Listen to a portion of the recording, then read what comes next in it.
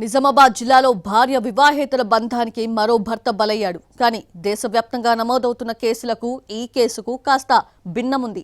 వివాహేతర బంధం గురించి రోజు ఇంట్లో గొడవలు జరుగుతుంటే భర్తను చచ్చిపో అని సూసైడ్కి ప్రేరేపించింది. ఆ అమాయకుడైన భర్త నిజంగానే సూసైడ్ చేసుకున్నాడు. దీంతో ఆ ఇంట్లో విషాదం నెలకొంది. ఈ కేసులో అసలేం జరిగింది? ఆ కంత్రి వైఫ్ ఎవరు? నిజామాబాద్ జిల్లా ఎడపల్లి మండలం అంబం గ్రామంలో దారుణం జరిగింది. భార్య వివాహేతర బంధానికి భర్త బలయ్యాడు. స్థానికంగా సంచలనం సృష్టించిన మహిపాల్ మృతి కేసును పోలీసులు ఛేదించారు. జూన్ 30న మహిపాల్ తన ఇంట్లో ఉరివేసుకుని ఆత్మహత్య చేసుకున్నాడు.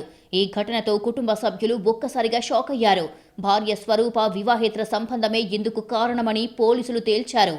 అంబంలో నివాసముంటున్న మహిపాల్కు స్వరూపతో చాలా ఏళ్ల క్రితమే వివాహం జరిగింది. వారిద్దరి కాపురం చాలా కాలం నుంచి సజావుగానే సాగింది.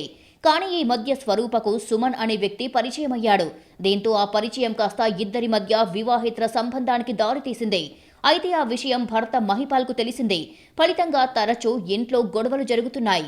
ఇదే క్రమంలో భర్తపై గొడవల్లో పైచేయి సాధించిన స్వరూప నువ్వు చచ్చిపో అని తిట్టేసింది.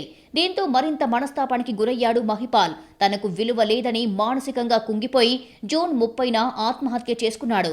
మహిపాల్ ఉరేసుకున్న తర్వాత చూసిన స్వరూప వెంటనే తన ప్రియుడు సుమన్ కు కాల్ చేసింది. అక్కడికి చేరుకున్న సుమన్ ఆత్మహత్యను సహజ మరణంగా చిత్రీకరించేందుకు ప్రయత్నించాడు. ఊరిని తొలగించి బాడీని కిందికి దించేశాడు.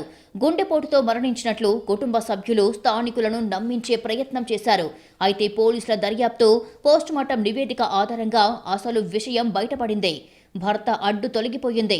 ఇక ప్రియుడితో సెటిల్ అవుదామని లోలోపల సంబరపడ్డ స్వరూపకు పోలీసులు నిజం నిగ్గు తేల్చడంతో గొంతులో పచ్చి వెలక్కాయ పడినంత పనయ్యింది. ప్రియుడితో పాటు ఇప్పుడు జైలు ఊచలు లెక్కబెడుతోంది.